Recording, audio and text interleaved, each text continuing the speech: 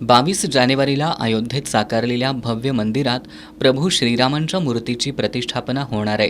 या सोहळ्यामध्ये सहभागी होण्यासाठी देशभरात अभिमंत्रित केलेल्या मंगल अक्षतांचं वाटप करण्यात येत आहे। राष्ट्रीय स्वयंसेवक संघाच्या पन्हाळा तालुक्यातील कार्यकर्त्यांनी नुकतंच दख्खनचा राजा श्री ज्योतिबा चरणी अभिमंत्रित मंगल अक्षता कलशाचं पूजन करून श्रीराम मूर्ती प्राण प्रतिष्ठापना सोहळ्याची पत्रिका देवाच्या चरणी अर्पण केली।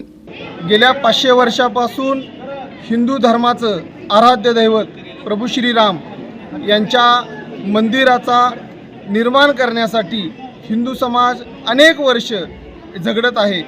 पण आपण पाहतोय की 22 जानेवारी 2024 वार सोमवार दुपारी 12:20 प्रभू श्रीरामांची अयोध्या येथील मंदिरामध्ये भव्य प्राणप्रतिष्ठापना कार्यक्रम होणार आहे। या कार्यक्रमाचा निरोप देण्यासाठी आज समस्त रामभक्त आपल्या कोल्हापूरचं आराध्य दैवत श्री क्षेत्र ज्योतिबारायांना निमंत्रण देण्यासाठी आपण सर्वजण इथं आलेलो आहोत।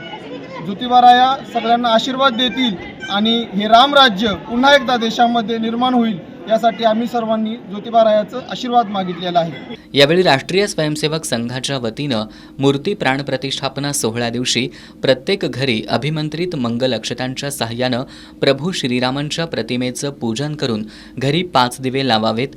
तसंच सायंकाळी सर्वांनी आपल्या परिसरातील मंदिरात एकत्र येऊन महाआरती करावी असं आवाहन करण्यात आलं। यावेळी राष्ट्रीय स्वयंसेवक संघाचे पन्हाळा तालुका प्रतिनिधी स्वयंसेवक तसंच श्रीपूजक संजय ठाकरे, अमर झुगर गुरुदेव, गजानन उपारे, बाबू सांगळे, अविनाश ठाकरे, दत्ता मिटके आदी मान्यवर उपस्थित होते।